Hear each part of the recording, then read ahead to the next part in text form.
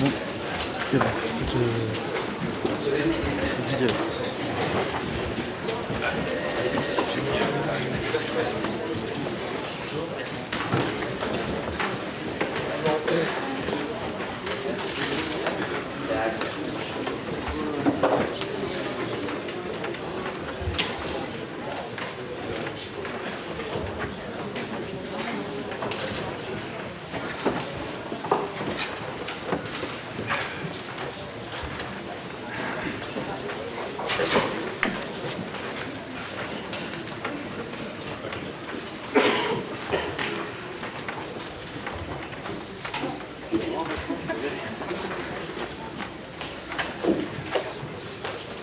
Mesdames, Mesdemoiselles, Messieurs, bienvenue.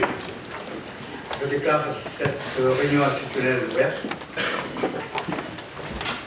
Suite à la démission de M. Jean-Pierre Antonini, de ses fonctions de maire arrêtées le 19 janvier à la préfecture et acceptées par M. le préfet le 20 janvier, il y a lieu de procéder à une nouvelle élection. On ne peut pas rester sans œuvre. Alors cette élection doit avoir lieu dans des conditions particulières et très protocolaires. Je vais vous infliger la lecture des codes, il n'y en a pas 50. Il y a le 2122-4 qui est rédigé de la façon suivante. Le conseil municipal élit le maire et les adjoints parmi ses membres au scrutin secret. Je pense que pour vous, vous le savez. Nul ne peut être élu maire s'il est âgé de 18 ans révolus. Donc, nous avons tous la possibilité de nous présenter. Les fonctions de maire sont incompatibles avec l'exercice d'une des fonctions électives suivantes: président de conseil régional, président de conseil régional. On a encore, et général. On a encore la possibilité. Article 2122-7. Le maire est élu au scrutin secret et à la majorité absolue. Si après 2 tours du scrutin, aucun candidat n'a obtenu la majorité absolue, il est procédé à un 3e tour de scrutin et l'élection a lieu à ce moment-là à la majorité relative. En cas d'égalité de suffrage, le plus âgé est déclaré élu. Donc une chance. Article 2122. La séance au cours de laquelle il est procédé à l'élection du maire est présidée par, avant on disait le plus vieux, maintenant on dit le plus âgé, c'est mieux quand même, des membres du conseil municipal. Pour toute élection du maire ou des adjoints, les membres du conseil municipal sont convoqués dans les formes et délais prévus, et la convocation contient une mention spéciale de l'élection à laquelle il doit être procédé. Avant cette convocation, il est procédé aux élections qui peuvent être nécessaires lorsque le conseil municipal est incomplet, ce qui n'est pas le cas aujourd'hui. Si après les élections, de nouvelles vacances se produisent, le conseil municipal procède néanmoins à l'élection du maire et des adjoints, à moins qu'il n'ait perdu le tiers de ses membres, ce qui n'est pas le cas non plus. Enfin, article 2122, dans les communes de 3500 et plus, dont fait partie Angers, lorsqu'il y a lieu de procéder à l'élection de nouveaux maires, le conseil municipal est réputé complet si les seules vacances qui existent en son sein sont la conséquence de démissions données lorsque le maire a cessé ses fonctions et avant l'élection de son successeur, et d'une décision de la juridiction administrative devenue définitive, annulant l'élection de conseillers municipaux sans proclamation concomitante d'autres élus. Donc, je ne sais pas si c'est une qualité. En qualité de voyageur, je ne sais pas. Il m'est confié la présidence de ce début de séance et j'en profite. Alors, l'ordre du jour de la séance, je vais essayer de faire durer le temps. L'ordre du jour de la séance, qui vous a été adressé le 20 janvier, comporte les points suivants: l'élection du maire, la détermination du nombre d'adjoints au maire et l'élection des adjoints au maire. Alors, selon le Code général des collectivités territoriales, vous avez été convoqués, puisque vous êtes là, dans les délais requis pour procéder à l'élection du maire, à la fixation du nombre des adjoints et à l'élection des adjoints. N'ayant reçu aucune autre démission que celle du maire, le conseil municipal est donc complet, avec 4 représentants. Jean-Claude Antonini et André Despagnés faisait partie des 41 kamikazes qui s'étaient engagés par militantisme à la conquête de la mairie en 1977. Et nous avons gagné. Non, ce n'est pas notre équipe qui avait gagné. Ce sont les valeurs que nous représentions alors et que nous représentons encore aujourd'hui.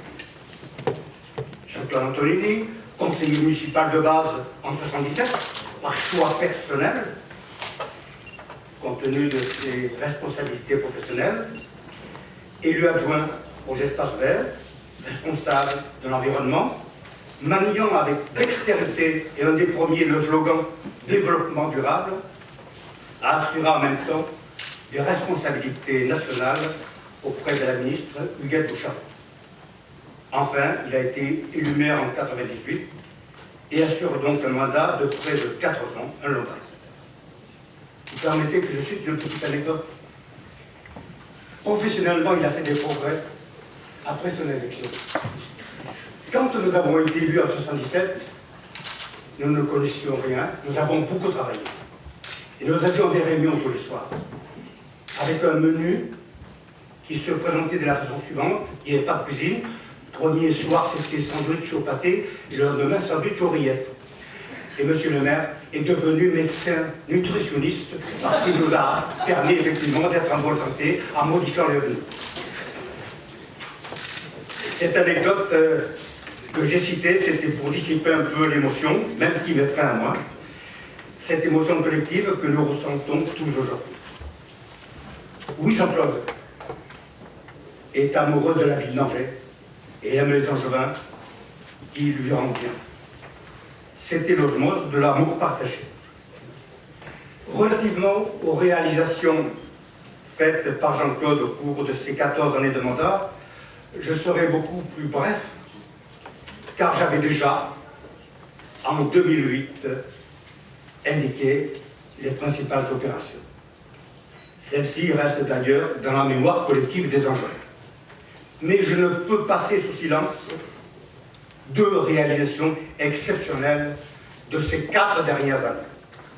Le tramway, dont la réussite incontestable dans tous les domaines, et particulièrement au niveau architectural et urbanistique, et c'est véritablement une ville nouvelle qui est née autour du tramway. L'opération de renouvellement urbain. Oui, la vie dans les quartiers a été renouvelée, enrichie, plus agréable à vivre, grâce à cette opération gigantesque. Merci, M. Borloo. La plus importante de France, par son montant, et qui a concerné 2 quartiers, le Grand Pigeon, avec la cité éducative Annie Fratellini, et la Roseraie. Merci aux bailleurs sociaux représentés par Jean-Luc Ordureau et Frédéric Béat. Pour le PAC et la Socleba, qui ont participé à cette opération de grande envergure concernant plusieurs milliers de logements. Aux éloges et aux remerciements adressés à Jean-Claude Antonini, j'associerai tous nos collègues qui se sont succédés depuis et jusqu'à aujourd'hui pour défendre les mêmes valeurs. Vous me permettez une deuxième anecdote? Je vois que vous êtes d'accord. Elle concerne des éloges de Jean-Claude, c'est bon. Un petit reproche partagé, il s'agit de sa présence ou non au match du SCO. Certaines trouvaient qu'effectivement il n'était pas assez présent, et d'autres pensaient qu'on pouvait l'appeler le chat noir parce que quand il venait, on n'avait pas de bons résultats. Non, non, ne vous cassez pas, messieurs de la minorité, parce que lorsque notre ministre des Sports venait au match, ça n'était pas mieux, et lorsqu'ils étaient tous les deux, c'était encore pire. Plus sérieusement, je terminerai mon allocution en mon nom personnel, au nom de tous mes collègues, au nom des Angevins nombreux, nous te disons simplement merci Jean-Claude.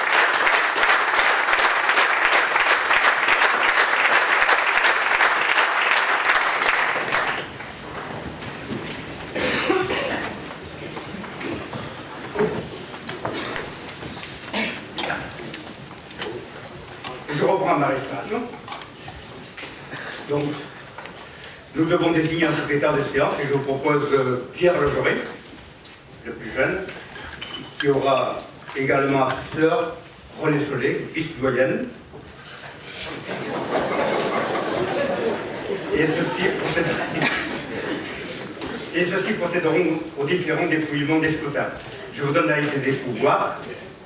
À partir de 12 h, Marie-Étendue donnera pouvoir à André d'Espagné. Dès maintenant, Abderrahmane Azouzi donne pouvoir à Michel Houblin. Madame Catherine Gox donne pouvoir à Michel Moreau. Et Madame Caroline Feld donne pouvoir à Daniel Némicoli. Nous sommes donc au complet. Et nous allons procéder à l'élection. Avant de procéder à l'élection du maire, je vous rappelle que le maire est élu au scrutin secret et à la majorité absolue. Si après 2 tours de scrutin, aucun candidat n'a obtenu la majorité absolue, il est procédé à un 3e tour de scrutin et l'élection a lieu à la majorité relative. En cas d'égalité de suffrage, le plus âgé est déclaré. Je vous propose de procéder à l'élection du maire au moyen des bulletins qui sont sur vos tables et qui seront collectés par les huissiers. Pensez à mettre 2 bulletins si vous possédez un pouvoir. Maintenant, j'appelle. Quels sont les candidats? Je présente la candidature de Frédéric Véas. Merci. Y a-t-il d'autres candidats? Au nom de la minorité a décidé à l'unanimité de ne pas présenter de candidat. Merci. Donc, le scrutin peut commencer.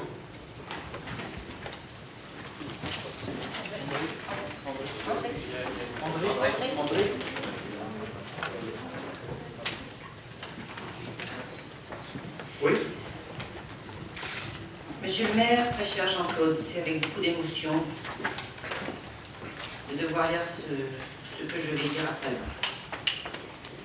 Je voulais te remercier pour les 4 années que j'ai passées au sein du conseil municipal. J'ai vécu des moments forts, des moments passionnants. Du jour où nous avons été élus, pour moi c'était la première fois. Des moments moins faciles aussi. Mon discours lamentablement raté devant Jeanne Moreau, des moments de franche rigolade aussi, dont je me souviendrai toujours. Des moments forts par nos actes. On sait que l'on change en bien la vie des gens. Au sein d'un groupe comme le Conseil, on a l'impression de côtoyer toutes les nuances d'une population. On rencontre des opportunistes, des suiveurs, des gens particulièrement agressifs. Mais on ne s'en souvient pas longtemps de cela. Puis on côtoie surtout des élus qui mettent toute leur gentillesse et toutes leurs compétences au service des Angevins, sans jamais rien réclamer en retour. Des gens comme Annette Bruyère, Anne Lebeuil, Martine, Sylvia, Norma, Marité, Gilma et bien entendu. Je ne cite pas mon groupe, ils savent déjà toute l'estime que je leur porte, y compris Bernadette. Mais une personne m'a particulièrement impressionnée. Par sa droiture, son intelligence, son intégrité et son amour des gens de Angevin. C'est Jean-Luc Rothschild. Il n'a qu'un défaut. Par son honnêteté, il est incapable de gagner face à des complots machiavéliques. Et c'est ce qui s'est produit vendredi. Messieurs de la presse, je ne vous ai pas fait souvent de compliments, mais là vous avez fait mouche. C'est en effet ce qui s'est produit. On savait ce qu'ils préparaient, car ils ont un défaut, ils prennent les autres pour des imbéciles. On le savait, mais on ne connaissait pas la date. Et on pensait qu'ils n'oseraient pas, que c'était trop gros. Mais comme on dit, plus c'est gros, plus ça passe. Vous savez que j'ai fait de l'histoire. Alors c'était digne des Borgia ou d'une journée des dupes. Et je ne pensais pas pouvoir ça, vous pouvez voir cela à Angers en 2012. Alors j'ai toujours dit que si je devais avaler une couleuvre, je partirais. Celle de vendredi, Jean-Claude n'est pas passée. Alors je te la redonne avec ma démission. Une chose encore, j'aimerais m'adresser aux Angevins par votre voix, messieurs de la presse. À vous, peuple de gauche et peuple du centre. Comme vous, j'ai toujours combattu les idées de la droite. Et je ne veux pas non plus que Christophe Béchu arrive au pouvoir à Angers. Mais ne vous laissez jamais persuader Il n'y a qu'un seul candidat possible. C'est à vous de choisir, les enfants. Pas à 4 personnes.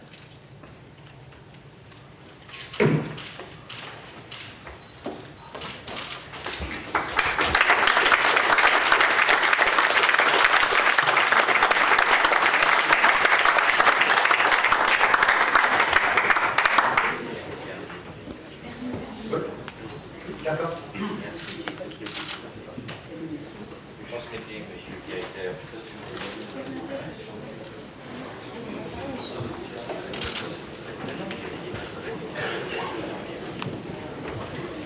La parole est à Madame Bernadette Cagliarone. Merci André. Mesdames et messieurs, à quelques minutes de la désignation du nouveau maire d'Angers, qui ne doit pas se résumer à un panégyrique, bien entendu. Le moment que nous vivons est formel, vital et décisif pour notre ville. Tout le monde, comme le disait à l'instant Sophie, a vu la manœuvre finale. Ça n'est pas brillant. Nous sommes groggy devant ce cocktail de mauvais coups qui nuit gravement à Angers et à la démocratie. Calomnie, diffamation, insulte, éviction, démission et élection anticipée. C'est ça, Angers, la vie en grand? Est-ce que c'est ça, Angers, la vie en grand? Angers mérite mieux. Parce que nous aimons tous Angers. Il n'y a pas un seul qui n'aime pas Angers et les Angevins. Les Angevins méritent d'être encouragés à la citoyenneté. Pendant 3 ans et demi, nous avons travaillé sans compter de notre temps, de notre personne, nous tous, ou la plupart, en tout cas ceux qui ne sont pas dans le cumul des mandats. Nous avons travaillé sans compter pour que notre ville s'améliore. Et elle est en train de se métamorphoser. Pour que le quotidien des Angevins soit plus facile, pour que l'avenir de notre ville et de notre planète soit bon et durable. C'est l'action. Demain, nous voulons démontrer aux Angevins que la démocratie participative, c'est vrai, ça fonctionne, ça vaut la peine, c'est la participation. Le déni de démocratie que nous avons vécu, personne ne l'accepte en son fort intérieur. Personne, et je le sais bien parce que j'ai quand même de nombreux collègues amis ici, et nous le savons. CAP21, le parti que je représente ici au sein du conseil municipal, a proposé que les élus démissionnent collectivement afin de procéder à l'élection du nouveau maire par tous les électeurs d'Angers, par et pour les Angevins. En effet, selon les termes de l'article L270 du Code électoral, si le tiers des membres du conseil municipal démissionnent, des élections anticipées générales d'un nouveau conseil municipal sont organisées dans les 3 mois. Ce nouveau conseil municipal représenterait pleinement le choix des Angevins. Et pour en finir avec des pratiques d'un autre temps qui n'ont pas lieu d'être dans notre ville. Alors, ce n'est pas le choix majoritaire de mes collègues, je le regrette. Il va falloir déployer une énergie sans relâche, je m'adresse au futur maire, pour dépasser cet improbable scénario. Car la politique, c'est la vie même, et non une succession d'épisodes d'un téléfilm. Une chose est sûre, pour incarner pleinement notre ville, le maire devra faire montre d'une capacité à rassembler, à valoriser et à innover. C'est à sa capacité à faire vivre le débat démocratique comme énergie vitale pour notre ville qui sera jugée. Avec mes amis de CAP21, avec mes amis écolo-démocrates, centristes, nous préparons aussi cet avenir. Merci. Y a-t-il d'autres interventions? Oui. Alors, moi, pour tout vous dire, dans le groupe auquel j'appartiens, bien entendu, on s'est beaucoup concerté pour savoir un petit peu les suites à donner à la démission de Jean-Claude Antonini. Les avis étaient partagés et très sincèrement, la position que vous avez pu lire peut-être hier dans la presse, c'était la nôtre conjointement, mais très franchement, en rentrant dans cette salle ce matin, je ne savais pas encore précisément quelle serait la meilleure attitude à avoir. Voter, ne pas voter, partir, ne pas partir. Je n'en savais rien. Je ne savais même pas ce que j'allais écrire sur mon bulletin au moment de voter. Et puis, Sophie Briand-Boucher a fait son discours. Je ne savais pas qu'elle allait le faire, je ne savais pas ce qu'il contenait. Et elle a su trouver les mots justes, qui correspondent exactement à ce que je pense, même si moi, je n'avais pas su en tirer les conséquences en rentrant dans cette salle. Eh bien, par honnêteté intellectuelle, avec ce que je pense, et du fait que j'approuve à 100% ce qui a été dit par elle, je suivrai la même attitude et je remets ma démission. Merci. Y a-t-il d'autres interventions?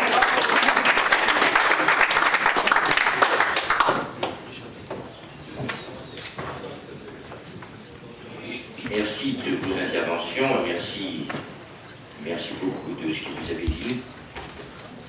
On peut porter le jugement qu'on veut, et on peut réécrire l'histoire a posteriori.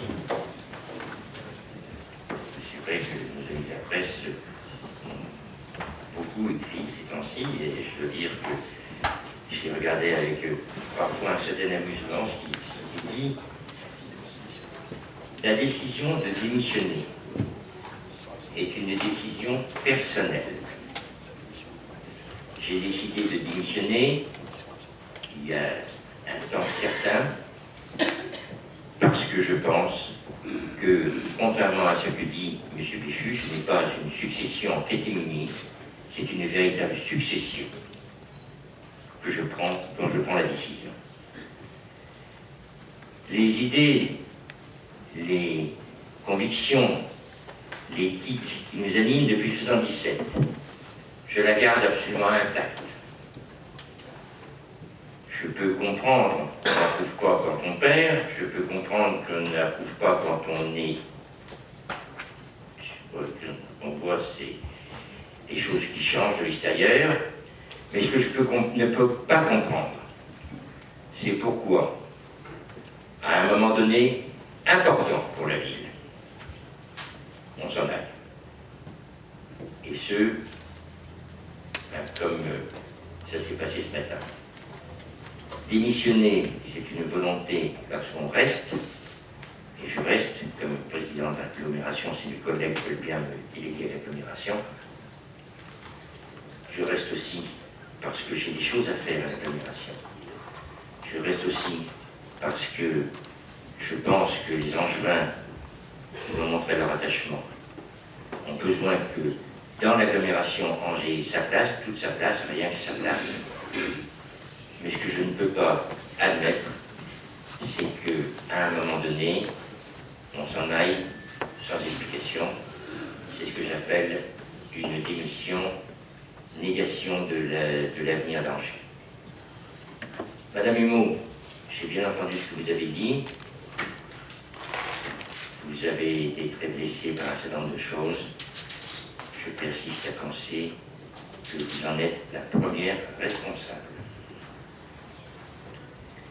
Mesdames et messieurs, mes chers collègues, je voulais vous dire tous les remerciements pour l'émotion que vous m'avez donnée, pour ces je maintiens pendant 14 ans, mais au-delà.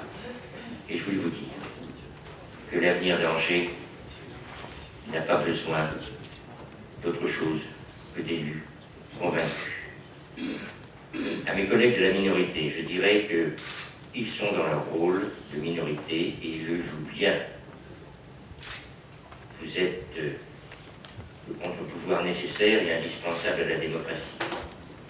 Vous êtes la manière d'être la plus sereine et la plus saine d'exercer cette démocratie.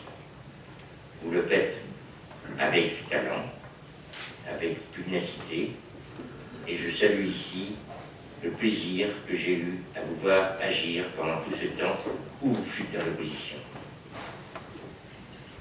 Je ne regrette qu'une chose, c'est que l'opposition se transportera de l'autre côté de la rue pour moi, et je n'aurai plus.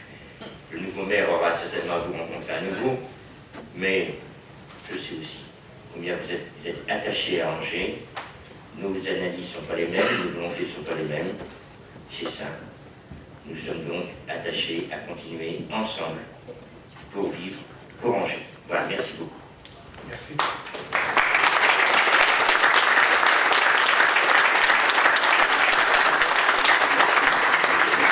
Y a-t-il d'autres interventions? Madame, bienvenue. Mesdames, Messieurs, chers collègues, l'ambiance est lourde, le contexte est grave et la situation est anxiogène. Si, parce que nous voyons à travers les expressions de ce matin combien nous sommes touchés les uns les autres, les unes les autres par cette situation qui n'est pas facile à vivre au nom du mandat qui nous a été confié par les Angevins et les Angevines. Car ça se passe surtout à l'extérieur de cette enceinte, l'histoire de la vie. Je ne voudrais pas être trop longue, simplement souligner le courage de Sophie Briand-Boucher. L'exercice était compliqué et je crois que, quelles que soient nos convictions, il y avait beaucoup d'intelligence et de clairvoyance dans son propos. Je voulais témoigner ici du courage des femmes. Je ne veux pas dire que les hommes n'en ont pas. C'est absolument pas le sens de mon propos. Du courage des femmes face à cette situation qui ont pris la parole. Deuxièmement, je voulais aussi dire que j'ai observé que dans la situation qui est celle qui s'offre à nous, qui nous est offerte, on parle beaucoup des hommes, mais il n'y a pas de femmes. Vous comprendrez le sens de mon propos, en lien avec mes convictions, que peut-être la mixité aurait pu nous faire vivre autrement cet événement, et qu'en troisième point, avec beaucoup de respect pour Madame Caillat-Rumeau et Madame Ramonigno, j'ai un sentiment profondément désagréable, mais c'est mon observation, et elle n'a aucune valeur scientifique, c'est que les femmes ont servi de variable d'ajustement et de faire valoir. Pour être clair, lorsqu'il s'est agi de prendre un choix politique et de débarquer Mme Caillat-Rumeau, vous auriez pu à ce moment-là, Monsieur le maire, choisir d'installer votre successeur d'aujourd'hui, Monsieur Béas. Vous ne l'avez pas fait, je ne sais pas pourquoi, je le respecte. J'ai juste cette observation. Et en conclusion, je déclare ici que la ville d'Angers comptera avec les femmes et les hommes. Merci, madame. D'autres interventions, monsieur Roussard.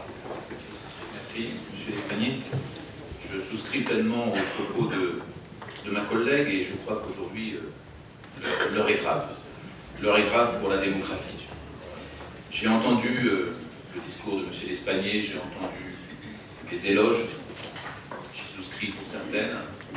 J'ai entendu le trait d'humour pour tenter d'étendre finalement une atmosphère extrêmement tendue. Et la preuve en est de la représentation des Angevins aujourd'hui dans le public, en est la représentation par la présence extrêmement importante des journalistes. Il n'en demeure pas moins que nous, la minorité, l'opposition municipale, élue d'un scrutin démocratique que nous avons totalement respecté et qui fait qu'aujourd'hui nous représentons à peu près la moitié des Angevins. Il n'en demeure pas moins que, malgré tout cela, il faut dire les choses. Pour partie, les choses ont été dites, tout particulièrement par Jean-Luc Protureau, qui s'est exprimé dans la presse. Je crois sincèrement depuis le début qu'on assiste à un film. Lorsque j'ai commencé à prendre les événements tels qu'ils étaient, j'avais l'impression de regarder un génie, trois associés, une cloche. J'ai envie de dire trois choses. Merci. Je n'ai cité personne. Je n'ai cité personne. Je dis simplement que nous avons une sortie ratée, une succession qui s'avère quand même relativement glauque, une majorité qui aujourd'hui apparaît explosée, et finalement un amont de la farce. Alors la sortie ratée, je crois qu'on y reviendra sans doute dans d'autres expressions. S'il vous plaît. On y reviendra sans doute dans d'autres expressions. C'est sans doute celle de notre mère, Antonini. La succession glauque, si j'en lis la presse, Euro et RSCG, un quatuor qui élise un maire fragilisé demain. Alors, un Danon de la farce, un cavalier sans tête, est-ce Jean-Luc Protureau? En tout cas, j'ai pris le temps, cher Jean-Luc Protureau, de lire avec beaucoup d'appréciation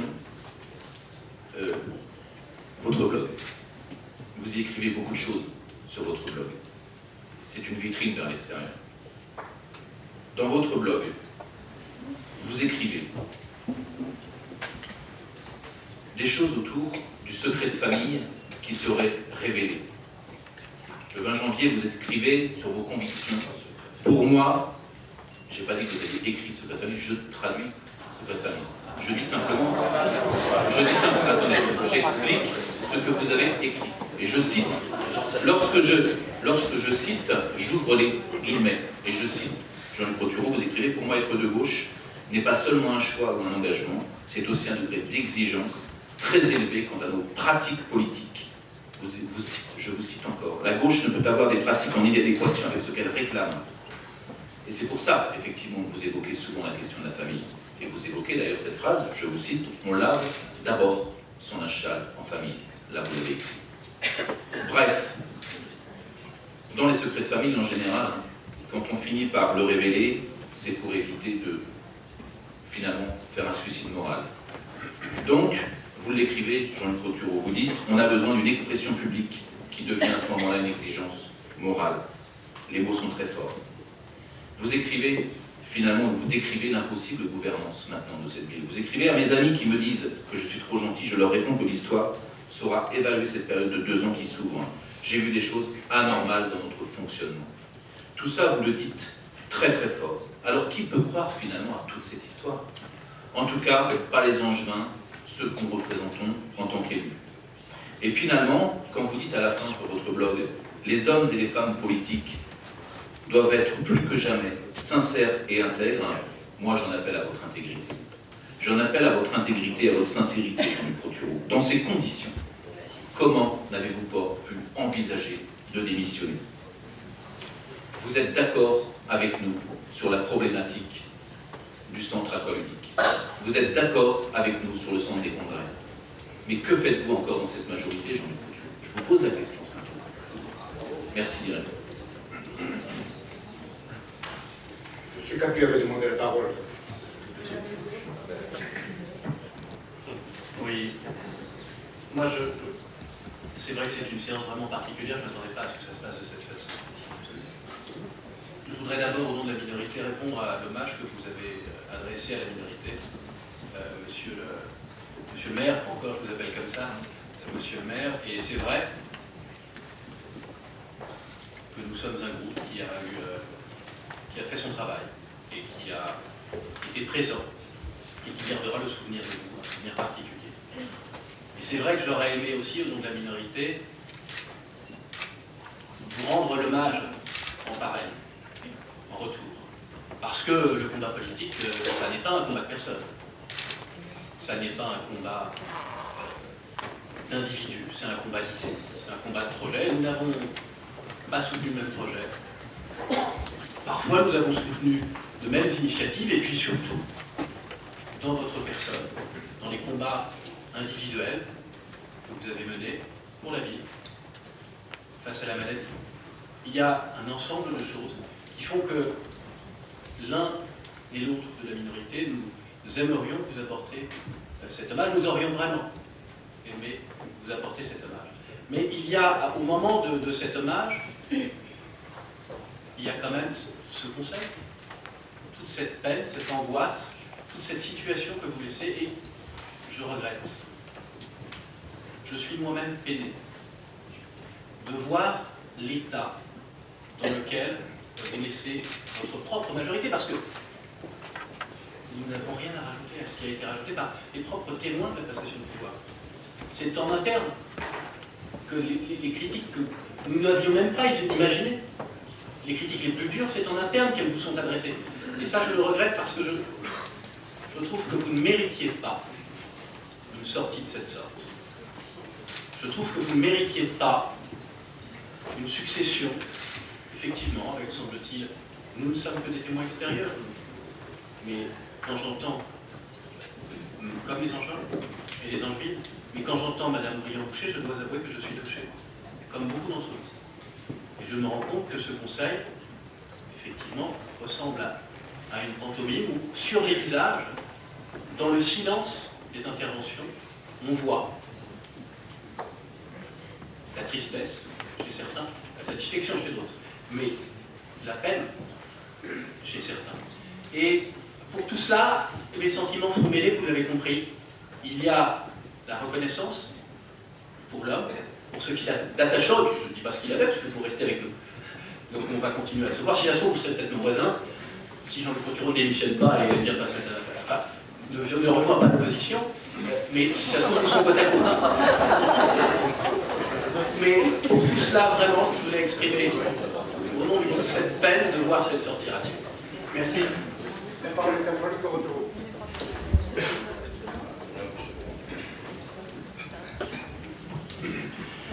Chers collègues, mesdames et messieurs du public, très nombreux aujourd'hui, je ne sais pas trop par quoi commencer. Cloche, dindon, cavalier sans tête, Gilles Broussard nous habitue toujours à faire dans la dentelle. Je ne serais pas surpris que je vous dise que je me retrouve quand même pas du tout dans ces propos. Puis j'ai cru remarquer, monsieur Broussard, alors c'est pas du calcul politique ça, mais j'ai cru remarquer que quand vous vous présentiez à une élection, vous perdiez. Alors j'ai pas trop envie de suivre vos conseils. Mais bon, c'est juste un petit pic au passage. Puis monsieur Capu a pris la parole. Si Jean-Luc Coutureau rejoint l'opposition. J'ai envie ce matin quasiment de parler d'anecdotes. Je suis exprimé publiquement. Tout à l'heure, on m'a demandé si je voulais m'exprimer devant les caméras et les journalistes. J'ai dit non. Et j'ai laissé mon téléphone là-haut pour ne pas être embêté. Je me suis exprimé, les choses sont claires. Ce matin, première anecdote. On ne s'est pas fait le mot. J'arrive dans le parking, peu de temps avant le conseil, en même temps que Frédéric Beertz. Sauf que, il n'y a plus d'entrée, il était le premier. J'aurais peut-être dû partir 5 minutes plus tôt, je ne sais pas. Et quand je suis rentré dans le parking, j'avais toujours ma place.